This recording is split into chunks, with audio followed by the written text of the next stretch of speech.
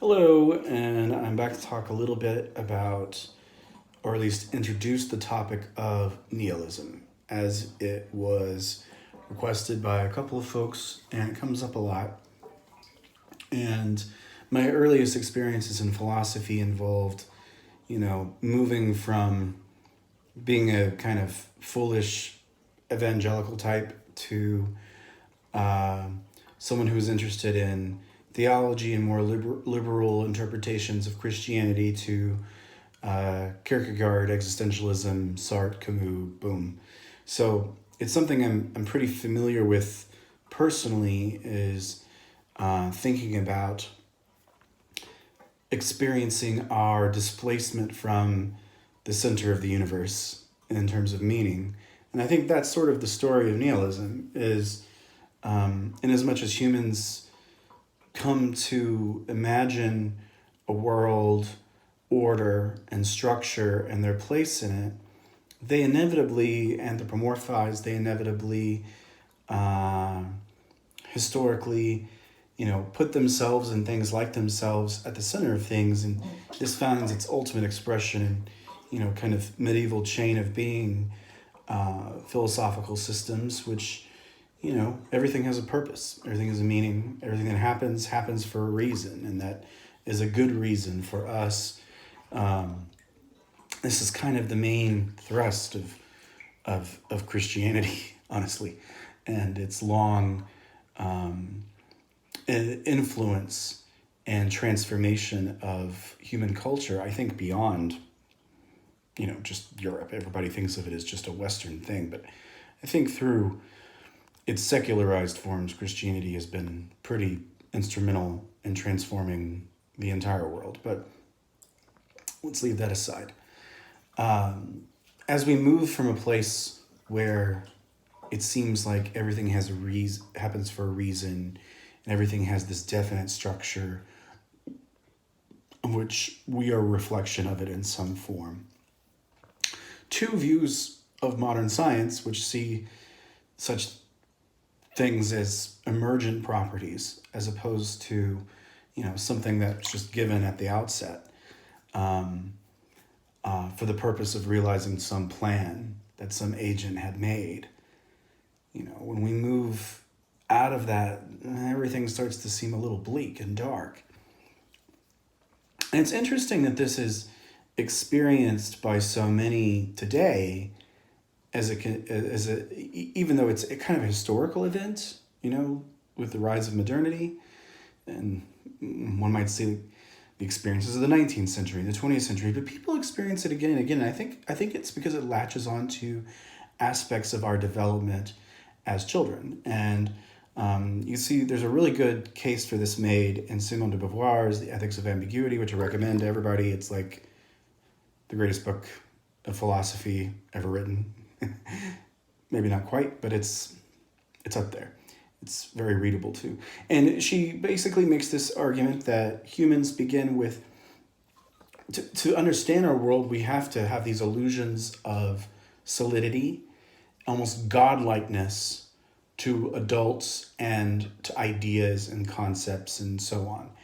And that growing up is this very sad process of all of that coming undone. Yeah. And then there's an inevitable experience of being jaded, of responding perhaps with cynicism and disbelief, and feeling of being betrayed. And that's just baked in to human development. That, I think, is what locks on to broader philosophical, cultural conceptions of nihilism. Or I think a better word than nihilism is probably pessimism. So with that as a starting point, let me just review a little bit of history here. We have a lot of great texts on early philosophy dealing with the troubling emotional consequences and rational consequences that would come from the experience of Greek tragedy. what we call Greek tragedy. I just call drama because I try not to get it pigeonholed in too much to what we think of as tragedy. But in these tragedies, what you have overall, with some modification, is a portrait of a universe in which human actions are destined. They're determined by forces beyond our comprehension, beyond our control, and yet we are ethically responsible for the actions we take. And it is this double bind. Actions are determined for you. You are constituted by this destiny laid out to you by forces even above the gods, the fates. And yet you're responsible. I mean, that's horrible. It's horrible.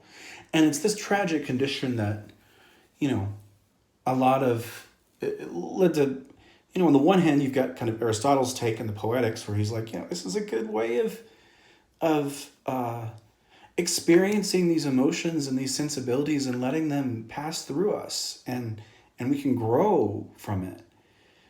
So there's an advantage to it, even if it's not entirely reasonable. Plato, on the other hand, is very skeptical and very of the opinion that this stuff is dangerous, that it leads us to see the universe not as a place of reason and order, but instead as a arbitrary world of arbitrary power. And that has profound social and political and ethical consequences that Plato is not willing to accept. Hence, he's going to ban these folks from the ideal city. So, there's a lot of that, and there's a lot of philosophy as a more optimistic approach to the world and things adjacent to philosophy. So the empirics, that is the people, Galen folks, the folks dealing with medicine. Like, we're going to use our knowledge and assumptions about the world as a series of mechanisms to heal people, all right?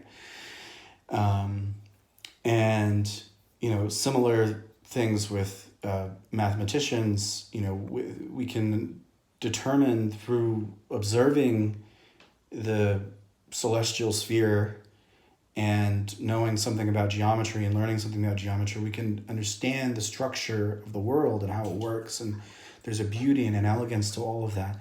And, it's something that's not reliant upon the authority of another speaking to you in a position of power, to which you have no appeal, but instead is something that develops out of your own reason. And that's why that's sort of the case in the Meno, the Platonic dialogue, where, Socrates tries to show that a simple enslaved boy can derive the Pythagorean theorem. Is that right? Pythagorean. He does a math thing, right? And Plato's like, see, look, we can all do math. And he doesn't really take a lot of egalitarian consequences from that, but more or less, it's not an arbitrary world. It's a world of reasons and logic. So you can see how philosophy sort of pushes against this. But then there's later developments, especially, as what we call modernity kicks off, the modern term, with figures like Descartes and so on. And, Descartes trying to say, well, there is a structure to the world and we can know it.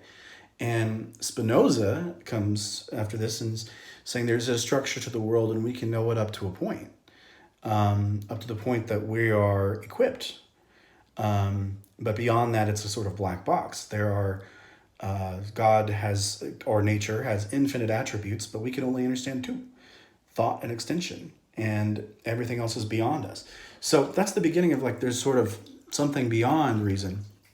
And then you have this, back and forth between rationalists and empiricists, and it all culminates in Kant. And Kant's big contribution that everybody learns in their intro to philosophy class is that there's the thing in itself, and then there's this whole apparatus outfitting our perception and knowledge that makes it intelligible to us. And we have no access to the thing itself, the object in the world. We have no access to the world itself, only the world as pre-configured for us by this cognitive structure in place. So that avoids the pitfalls of skepticism and the rationalist, hey, we can know everything.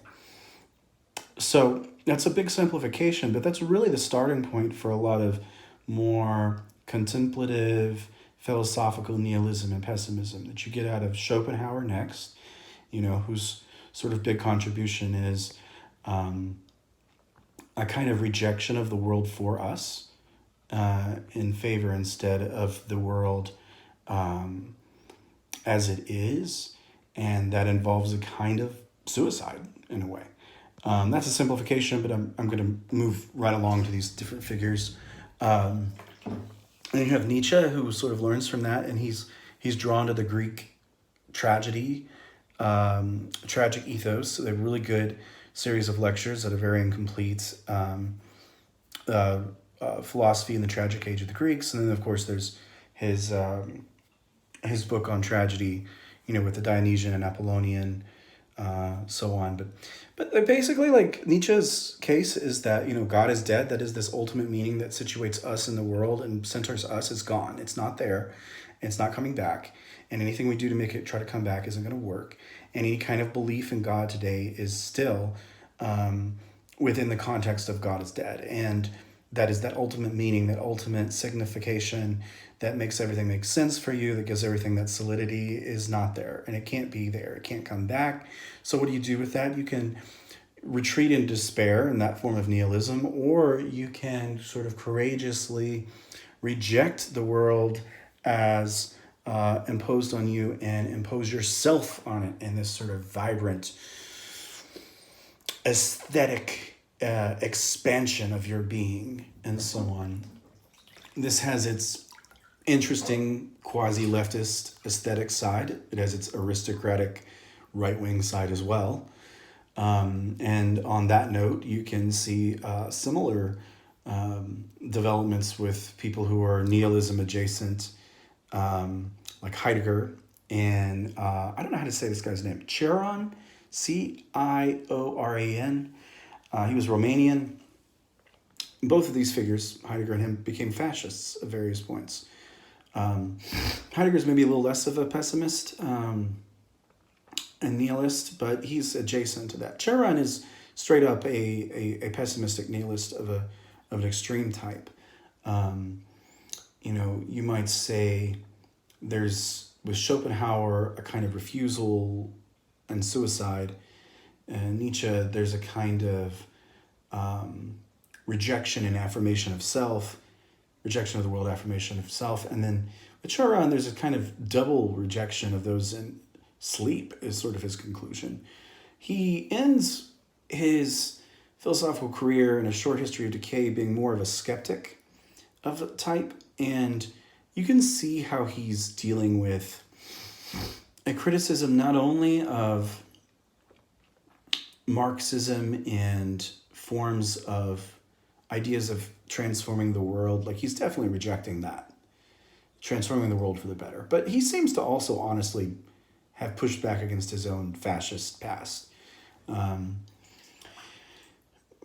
don't really know enough about that, but he in the material, he just basically says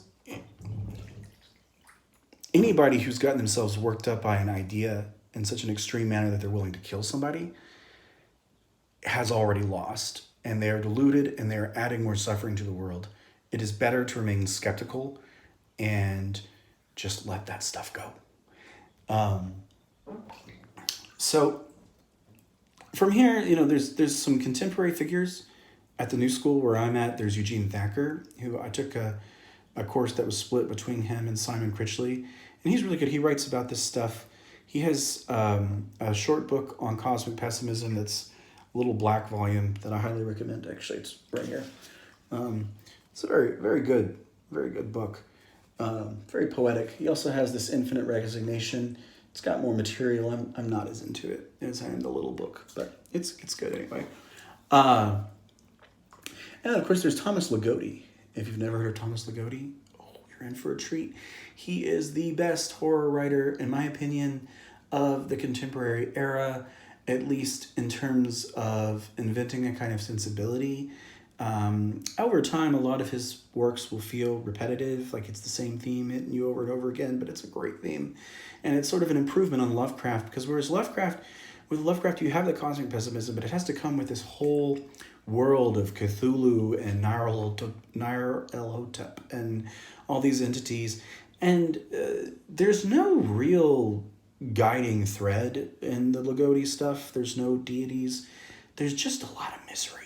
And it can be supernatural or entirely naturalistic. It can involve a murderer or some sort of, doll come to life or something in that manner.